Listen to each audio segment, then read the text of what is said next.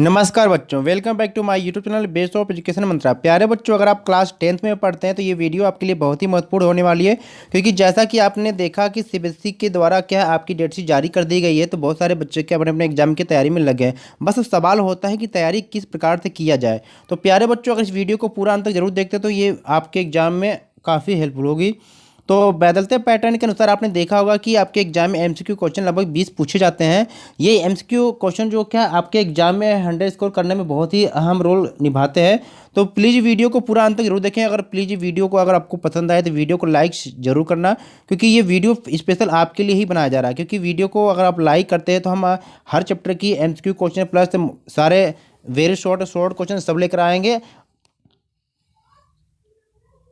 कुछ स्टूडेंट ये सोचते हैं कि हम लाइक क्यों करें, कोई कर ही देगा। तो प्यारे बच्चों, आप ऐसा मत करिए, क्योंकि वीडियो आपके लिए बनाई जाती है, इस उद्देश्य से बनाई जाती है कि वीडियो को आप पसंद करेंगे। क्योंकि जितने भी आप लाइक करेंगे ना, उससे हमें पता चलेगा कि हमारी वीडियो आपको कितना पसंद आ रहा है।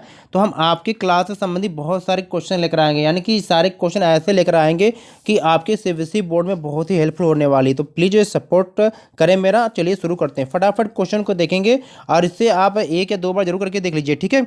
तो यहाँ पर जैसा कि आप देख रहे हैं कि ये आपका हिस्ट्री का चैप्टर फर्स्ट है यहाँ पर, ठीक है। और इस चैप्टर से एक नंबर वाले जो क्वेश्चन बहुत ज़्यादा बनते हैं, ठीक है। तो सबसे पहले यहाँ पर पहला क्वेश्चन दिया गया कि लाल कुर्ती नामक सेना किसने तैयार किया था। ऑप्शन के रूप में दे रखा कावोर, बिस्मार्क, गैरिबाल्डी, मैटनिक। तो प्यारे बच्चों, इस चैप्टर में जितने भी एक नंबर वाले क्वेश्चन आप उसको पढ़ लेंगे, ठीक है। बहुत सारे क्वेश्चन है, आपके प्रतीक से या सिंबल से क्वेश्चन आ जा सकता है कि कथन से आ सकता है। इन सारे चीज़ों को आप एक एक करके जरूर पढ़ें, ठीक है। तो यहाँ पर अगर देखा जाए तो इसका जो राइट आंसर होने वाला ऑप्शन सी, यानी कि ज़्यादा हम समय न लेंगे। आपका यहाँ पर पहले क्वेश्चन का आंसर सी है, यानी कि लाल कुर्ती नामक जो सेना का जो गठन था गैरिबाल्डी के द्वारा किया गया था, ठीक है बच्चों। चलिए चलते हैं नेक्स्ट क्वेश्चन की तरफ। तो यहाँ पर आपका सेकेंड क्वेश्चन यहाँ पर दे रखा है कि किसने जर्मनी के एकीकरण के लिए रक्त और लौह की नीति अपनाई थी। तो प्यारे बच्चों, ये भी क्वेश्चन एग्जाम में कई बार पूछा जाता है। आप मिड टर्म के पेपर भी उठा के देख लीजिए और प्री बोर्ड के भी पेपर उठा के देख लीजिए या प्रीवियस ईयर पेपर उठा के देख लीजिए। तो इस टाइप से क्वेश्चन अक्सर एग्जाम में पूछे गए हैं, ठीक है। यानी किसने जर्मनी के एकीकरण के लिए रक्त और लौह की नीति अपनाई थी। तो ये अपनाई थी बिस्मार्क के द्वारा, ठीक है। तो क्वेश्चन नंबर 2 का जो राइट आंसर ऑप्शन ए हो जाएगा, ठीक है। चलिए चलते हैं थर्ड क्वेश्चन की तरफ। और फ्रेडरिक सारू कौन था। देखिए, इस तरह से क्वेश्चन आपसे एग्जाम में जरूर पूछा जा सकता है कि फ्रेडरिक सारू कौन था। तो क्वेश्चन नंबर थर्ड का जो राइट आंसर होने वाला यहाँ पर ऑप्शन बी, यानी कि फ्रांसीसी चित्रकार। यानी कि जो फ्रेडरिक सारू था यह फ्रांसीसी चित्रकार था, ठीक है बच्चों। चलिए क्वेश्चन नंबर 4 के देखते हैं कि ड्यूक मैटनिक कौन था, ठीक है। यार बहुत सारे बच्चे इनके बारे में जानते होंगे, क्योंकि टर्म फर्स्ट के एग्जाम में पूछा गया था, ठीक है। तो ड्यूक मैटनिक कौन था, आप सभी को पता होना चाहिए। तो यह था प्यारे बच्चों ऑस्ट्रिया का चांसलर था, ठीक है। तो एक बहुत ही फेमस कथन है, इनके द्वारा कहा गया था कि जब फ्रांस को जुकाम, यानी कि जब फ्रांस को सर्दी जुकाम होता है तो उसका जो असर है पूरी दुनिया पर पड़ता है, ठीक है। तो ये भी कथन को याद रखें आप। चलिए चलते हैं नेक्स्ट क्वेश्चन की तरफ। तो वीडियो को पूरा अंत तक जरूर देखें, क्योंकि बहुत सारे क्वेश्चन को रखा गया है, ठीक है। उम्मीद करता अगर इस चैप्टर से क्वेश्चन बनेंगे तो इस वीडियो में से सारे आ जाएंगे, ठीक है। चलिए क्वेश्चन नंबर 5 पे शक्ति पृथक्करण का सिद्धांत किसने प्रतिपादित किया था। ये भी क्वेश्चन अक्सर पूछा जाता है कि शक्ति पृथक्करण का सिद्धांत किसने प्रतिपादित किया था। तो क्वेश्चन नंबर 5 का राइट आंसर ऑप्शन डी, यानी कि मॉन्टेस्क्यू के द्वारा। बहुत सारे बच्चे सोच रहे हैं कि वीडियो थोड़ी सी फास्ट है। तो प्यारे बच्चों, अगर वीडियो को फास्ट नहीं कराई जाएगी तो ये वीडियो क्या है, ज़्यादा मिनट की बन जाएगी, तो आपके लिए ही नुकसान होगा, क्योंकि बहुत सारे बच्चे मिनट को देखकर ही वीडियो देखते हैं। तो प्यारे बच्चों, अगर आप इस चैप्टर की एक्सप्लेनेशन वीडियो देखना चाहते हैं तो प्लेलिस्ट से जाके इस वीडियो को जरूर देख लीजिए, ठीक है। यहाँ पर हम केवल एमसीक्यू क्वेश्चन देखने वाले हैं। क्वेश्चन नंबर 6 है वियना कांग्रेस कब आयोजित की गई थी, ठीक है। वियना कांग्रेस कब आयोजित की गई थी। तो यह आयोजित जो की गई थी, बहुत सारे बच्चों को पता होगा, ये किया गया था 1815 में, ठीक है। यानी क्वेश्चन नंबर 6 का राइट आंसर ऑप्शन ए हो जाएगा। चलिए फटाफट देखते हैं क्वेश्चन नंबर 7 का, जिसकी बात हो रही थी बच्चों कि यानी कि किसने कहा था कि जब फ्रांस छींकता है तो बाकी यूरोप को सर्दी जुकाम हो जाता है। तभी हमने देखा था कि यह जो कथन था ड्यूक मैटनिक के द्वारा दिया गया था। यानी क्वेश्चन नंबर जो 7 है इसका राइट आंसर ऑप्शन बी हो जाएगा, ठीक है। बहुत अच्छा, बहुत सारे बच्चे हैं सटीक आंसर दे रहे हैं, क्योंकि इनको पता है कि इस क्वेश्चन का आंसर क्या है, क्योंकि उन्होंने पहले से पढ़ रखा है, ठीक है। तो आप भी पढ़िए, अच्छे नंबर लेकर जाइए, क्योंकि 10th क्लास की मार्कशीट की वैल्यू बहुत होता है, ठीक है। यानी अगर 10th में आप अच्छे नंबर लेकर आते हैं तो 11th क्लास के लिए आपके लिए बहुत सारे ऑप्शन खुला रहता है। यानी कि आप जो भी स्ट्रीम लेना चाहते हैं प्यारे बच्चों, आपको आसानी से मिल जाता है, ठीक है। तो चलिए क्वेश्चन नंबर 8 को देखते हैं, यानी सही मिलान की पहचान करना। देखिए अभी मिलान करने के लिए आ गया, आपको मिलान की पहचान करना है, सही मिलान, यानी कि इसमें से क्या है कि तो यहाँ पर सारे यानी कि 3 मिलान गलत दिया हुआ बच्चों, इसमें से 1 मिलान सही है, तो वो कौन सा है? अभी हमने मैटरनी के बारे में बात किया था, तो मैटरनी क्या थे? ये ऑस्ट्रिया के चांसलर थे, ठीक है। तो यहाँ पर क्या है, ऑप्शन डी करेक्ट हो जाएगा। एक क्वेश्चन यहाँ से पूछा जाता है कि जॉलवेराइन किसका संघ था? तो बहुत सारे ये अक्सर एग्जाम में क्वेश्चन पूछा गया था।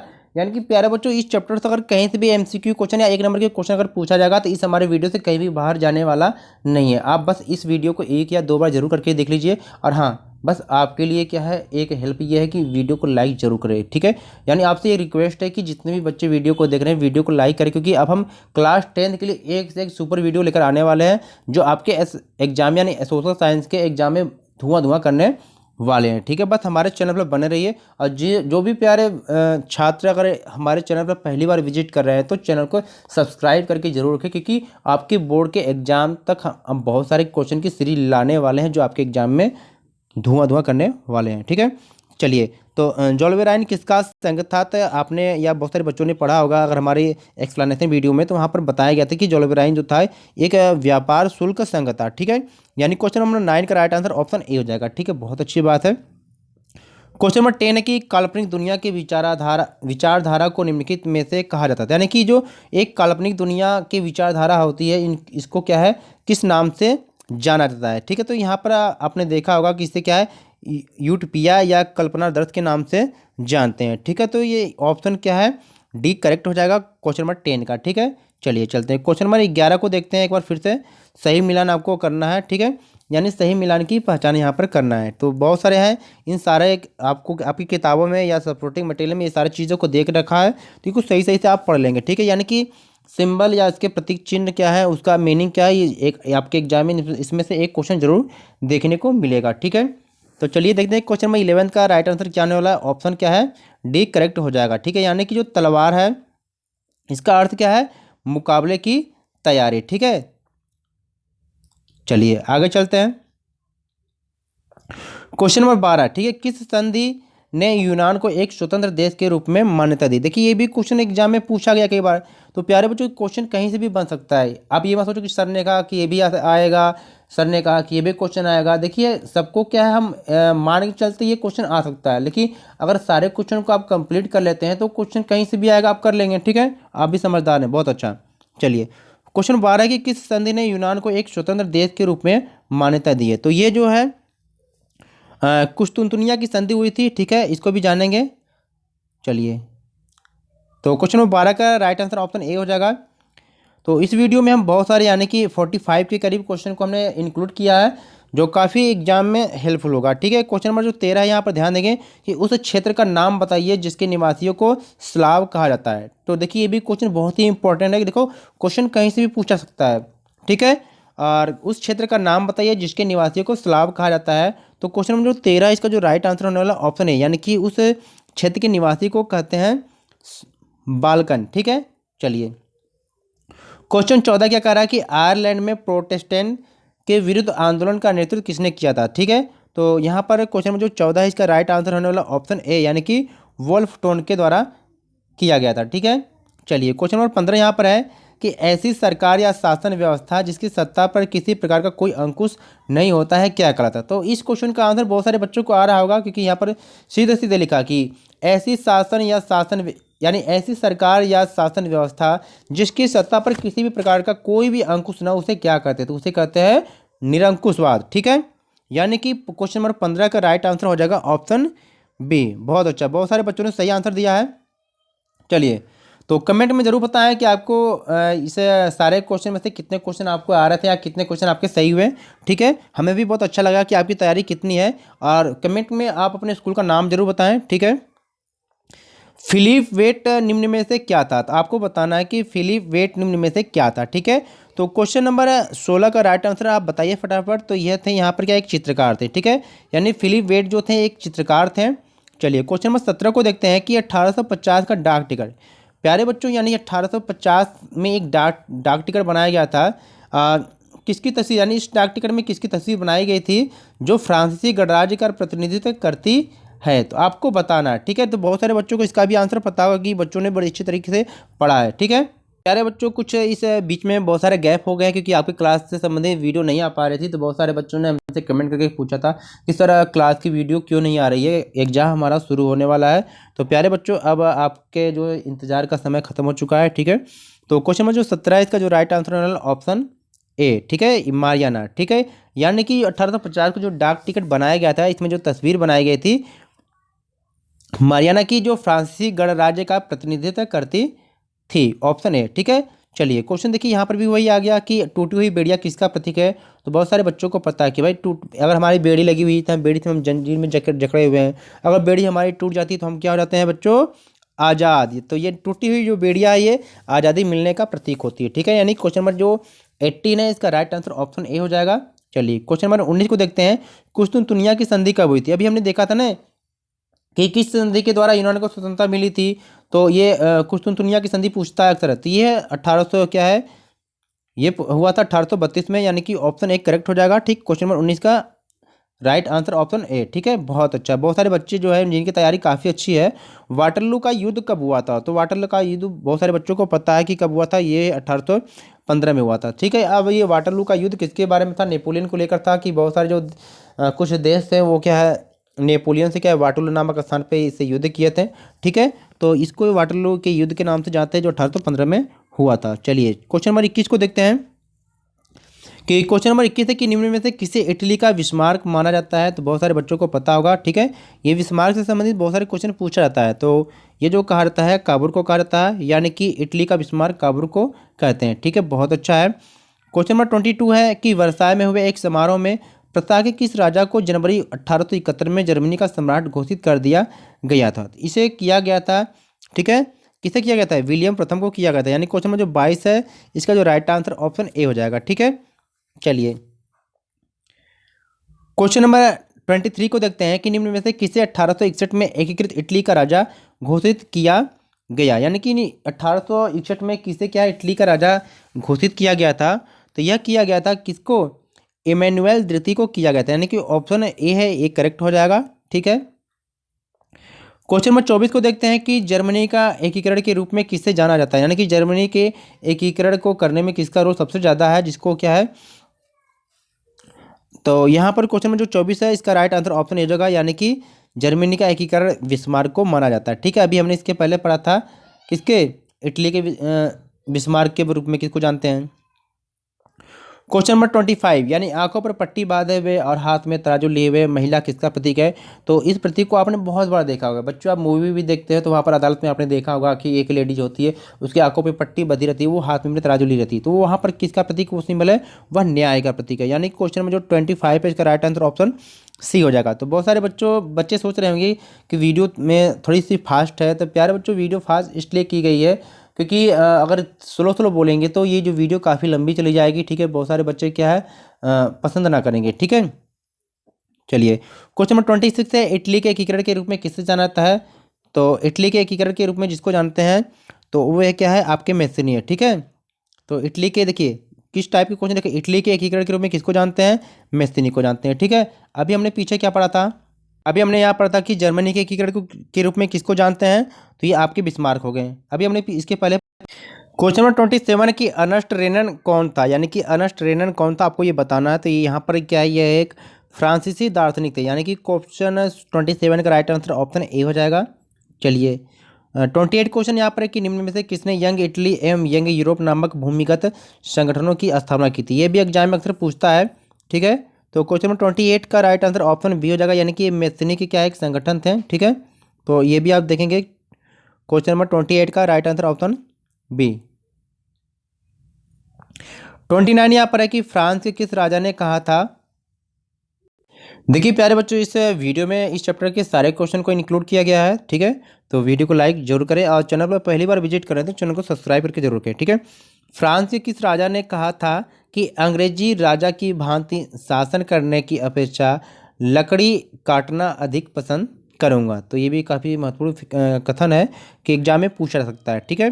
तो क्वेश्चन नंबर 29 का राइट आंसर ऑप्शन सी हो जाएगा, यानी कि चार्ल्स दसम के द्वारा, ठीक है। क्वेश्चन नंबर 30 यहाँ पर है कि यूरोपीय सभ्यता का पालना किसे कहा जाता है, यानी कि यूरोपीय सभ्यता का पालना किसे कहा जाता है।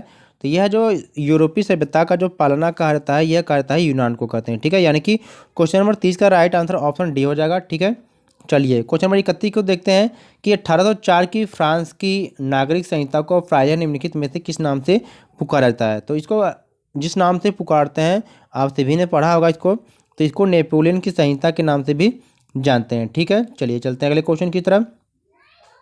क्वेश्चन नंबर यहाँ पर 32 का आ गया कि स्वतंत्रता, समानता और बंधुत्व की भावना को जन्म दिया था। तो यह स्वतंत्रता, समानता, बंधुत्व की भावना को जन्म किसने दिया था। तो यह फ्रांसीसी क्रांति की देन थी, यानी कि क्वेश्चन नंबर 32 का राइट आंसर ऑप्शन सी हो जाएगा। ठीक है, 33 क्वेश्चन है कि टैली क्या है। अब टैली क्या है, बहुत सारे बच्चे सोच रहे हैं कि टैली क्या है। अगर जिन बच्चों ने पढ़ा होगा तो वो बता देंगे टैली क्या है।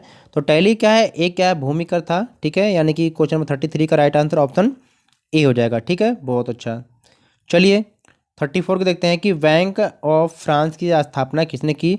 तो बैंक ऑफ फ्रांस की स्थापना किसने की, तो नेपोलियन बोनापार्ट के द्वारा किया गया था, यानी क्वेश्चन नंबर 34 का जो राइट आंसर ऑप्शन ए हो जाएगा। ठीक है, 35 क्वेश्चन है कि फ्रांस में स्वतंत्रता का प्रतीक किसे माना गया है, यानी कि फ्रांस में स्वतंत्रता का प्रतीक किसे माना गया है, तो ये आपको बताना है। तो इसे ऑप्शन ए यानी कि मारियाना को माना गया है। चलिए चलते हैं अगले क्वेश्चन की तरफ। क्वेश्चन नंबर 36 यहाँ पर है कि निम्नलिखित में से जर्मन राष्ट्र का रूपक या प्रतीक थी, यानी कि जर्मन राष्ट्र का रूपक या प्रतीक कौन सा था, ये आपको बताना है। तो ये था जर्मेनिया। ठीक है, अभी हमने पढ़ा था पीछे। 37 क्वेश्चन की फ्रैंकफर्ट संसद का गठन कब हुआ था। तो फ्रैंकफर्ट संसद का गठन जो हुआ था वह हुआ था 1848 में, यानी कि ऑप्शन ए करेक्ट हो जाएगा। ठीक है, 37 क्वेश्चन का right answer option A. 38 question यहाँ पर है कि जर्मनी के एकीकरण का प्रयास निम्नलिखित में से किस देश के द्वारा किया गया, यानी कि जर्मनी के एकीकरण का प्रयास निम्न में से किस देश के द्वारा किया गया था। तो यहाँ पर जो है 38 क्वेश्चन का राइट आंसर ऑप्शन सी है। ठीक है, देखिए हर क्वेश्चन जो है जैसा क्वेश्चन है वैसे आंसर है। अब बहुत सारे क्वेश्चन को देखकर आपको लग रहा होगा कि सारे क्वेश्चन एक ही तरह है, तो थोड़ा सा उसमें डिफरेंट है। ठीक है, 39 क्वेश्चन यहाँ पर है कि जर्मनी के एकीकरण के लिए निम्नलिखित में से किस सम्मेलन को बुलाया गया, यानी कि जर्मनी के एकीकरण के लिए निम्नलिखित में से किस सम्मेलन को बुलाया गया था। ठीक है, तो 39 जो क्वेश्चन है इसका राइट आंसर यहाँ पर हो जाएगा किसको, फ्रैंकफर्ट पार्लियामेंट को, यानी कि फ्रैंकफर्ट संसद को बुलाया गया था, यानी कि ऑप्शन बी करेक्ट यहाँ पर हो जाएगा। ठीक है, चलिए क्वेश्चन नंबर 40 यहाँ पर है कि 18वीं सदी में ऑस्ट्रिया हंगरी पर शासन करने वाला साम्राज्य निम्नलिखित में से था, यानी कि कौन सा साम्राज्य था आपको ये बताना है क्वेश्चन नंबर 40 में। तो इसका राइट आंसर है हैब्सबर्ग साम्राज्य था। ठीक है, चलिए 41 क्वेश्चन है कि जूसेफ मैसनी और गैरिबाल्डी का संबंध किस देश से था। तो जूसेफ मैसनी और गैरिबाल्डी का जो संबंध है किस देश से था ये आपको ये बताना है। तो यह जो संबंध था किस देश से, इटली से था। ठीक है, यानी कि राइट आंसर ऑप्शन ए यहाँ पर हो जाएगा। ठीक है, चलिए चलते हैं क्वेश्चन नंबर 42 की तरफ कि यूनान को एक स्वतंत्र राष्ट्र के रूप में मान्यता कब और कैसे मिली। तो यूनान को एक स्वतंत्र राष्ट्र के रूप में मान्यता जो मिली थी यह 1832 की कुछ की संधि के द्वारा मिली थी। ठीक है, यानी कि क्वेश्चन नंबर 42 का राइट आंसर ऑप्शन डी हो जाएगा। चलिए जर्मनी के एकीकरण की प्रक्रिया के जनक कौन थे। तो यहाँ पर हमने देख चुके हैं कि इसे जर्मनी के एकीकरण की प्रक्रिया के जनक के रूप में जो जाने जाते हैं ये ऑटोमन बिस्मार्क को जानते हैं। ठीक है, यानी कि क्वेश्चन नंबर 43 का ए हो गया। 44 क्वेश्चन यहाँ पर है कि नेपोलियन को किस देशों ने मिलकर हराया। तो जो नेपोलियन को जिन देशों ने मिलकर हराया था वाटरलू के युद्ध में 1815 में जो हुआ था, तो वो देश थे, इसमें ब्रिटेन, ऑस्ट्रिया, रूस और फ्रांस सभी लोग थे। तो यानी कि उपयुक्त सभी। ठीक है, तो ये क्वेश्चन अक्सर पूछा जाता है, तो आप प्लीज़ कमेंट में ज़रूर बताएं कि ये आपको वीडियो कैसी लगी। अगर हमारी मेहनत सफल हो रही है तो प्लीज़ ज़रूर बताएं। आप वीडियो को लाइक ज़रूर करें, क्योंकि जब तक आप लाइक नहीं करेंगे तो हमें ये पता नहीं चलेगा कि आपको ये वीडियो पसंद आ रही है, वीडियो पसंद नहीं आ रही है। क्योंकि जितने लाइक होगा प्यारे बच्चों उतने हम क्या हर चैप्टर की एमसीक्यू क्वेश्चन लेकर आएंगे, और प्लस आपके शॉर्ट या वेरी शॉर्ट क्वेश्चन भी लेकर आएंगे, यानी कि बहुत सारे मटेरियल आपको लेकर आएंगे एग्जाम के लिए, जो आपके लिए काफ़ी हेल्पफुल होगा। तो जो बच्चे हमारे चैनल पर नए हैं तो चैनल को सब्सक्राइब जरूर कर ले, कि बहुत सारे क्वेश्चन आपको एग्जाम की मिलने वाली है। तो हाँ, यहाँ पर इस सारे क्वेश्चन का आंसर यहाँ पर है। अगर आप चाहते हैं इस वीडियो की पीडीएफ चाहते हैं तो हमारे Telegram group best of education Mantra को ज्वाइन करें, ठीक है। वहाँ पर आपको क्या है, इस सारी क्या है पीडीएफ आपको दे दी जाएगी, ठीक है। पीडीएफ मिलने के बाद आप इसकी प्रैक्टिस सही प्रकार से कर सकते हैं, ठीक है। चलिए प्यारे बच्चों, फिर मिलते हैं एक नई वीडियो के साथ, तब तक नमस्कार, खुश रहिए।